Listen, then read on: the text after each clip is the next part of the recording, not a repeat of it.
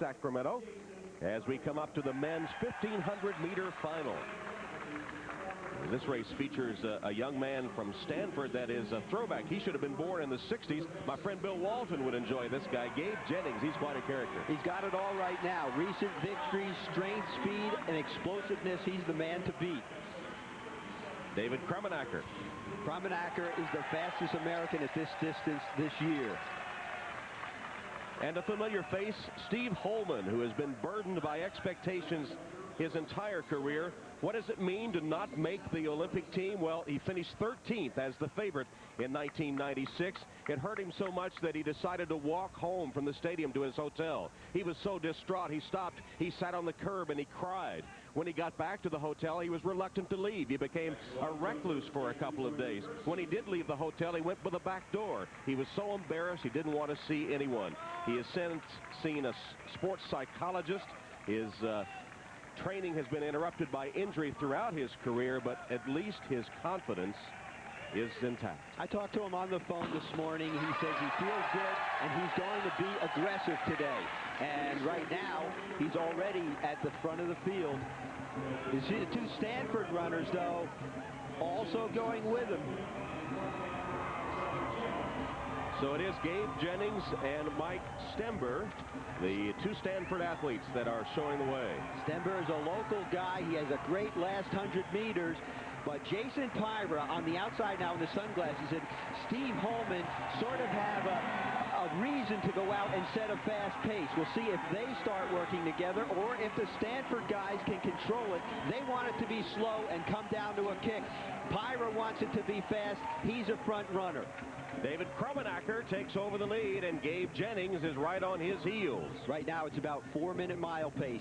That's not fast for these guys, but there's a history in the Olympic trials of the final times being slow.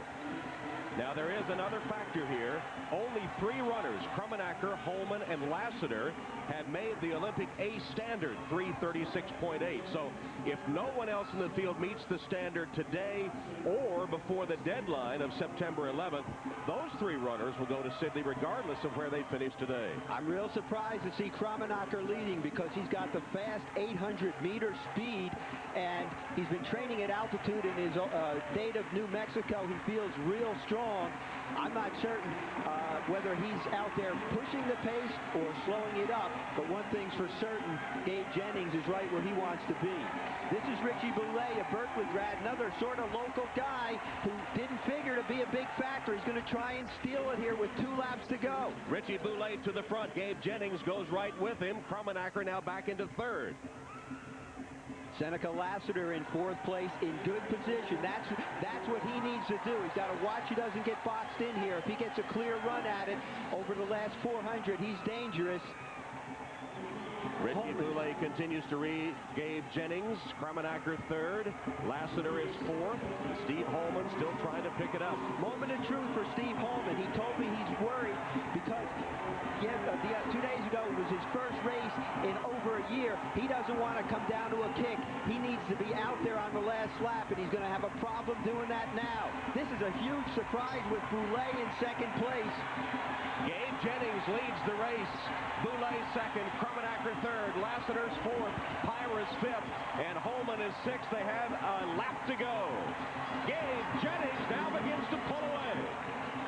Gabe Jennings in 5th right now, but he's a big closer, as I said earlier. Krummenacker really controlling the race for 2nd, and Seneca Lassiter starting his long kick.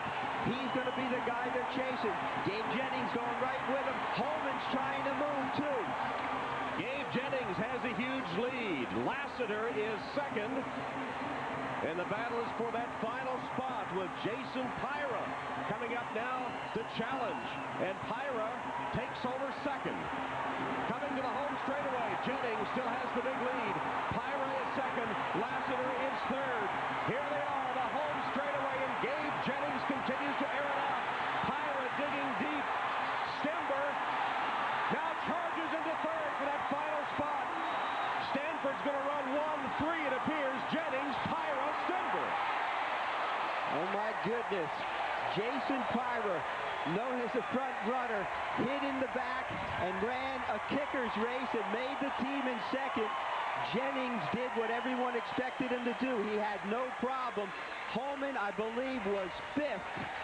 And Gabe Jennings also has reached the Olympic A standard, ensuring his trip to Sydney. The Stanford sophomore, junior to be, timed in 3:35.9.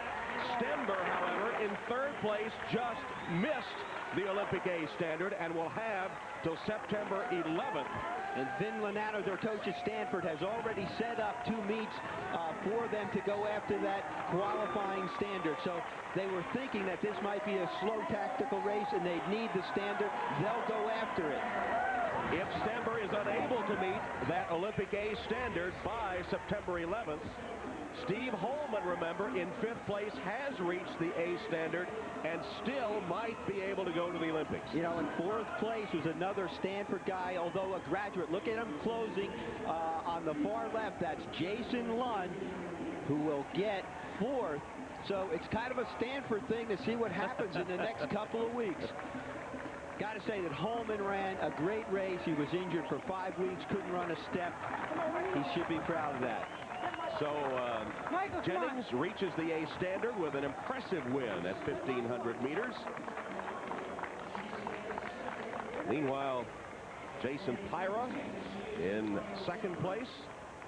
Steve is the hardest guy on himself. He's a reflective guy, and he said in the past he analyzed everything too much.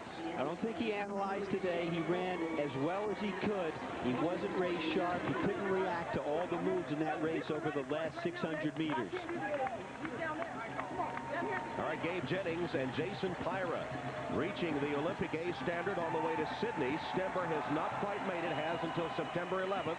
If he does not, Jason Lunn would be next in line. If he doesn't reach the A standard, Steve Holman still might wind up at the Olympics. Back to Sacramento for more in a moment.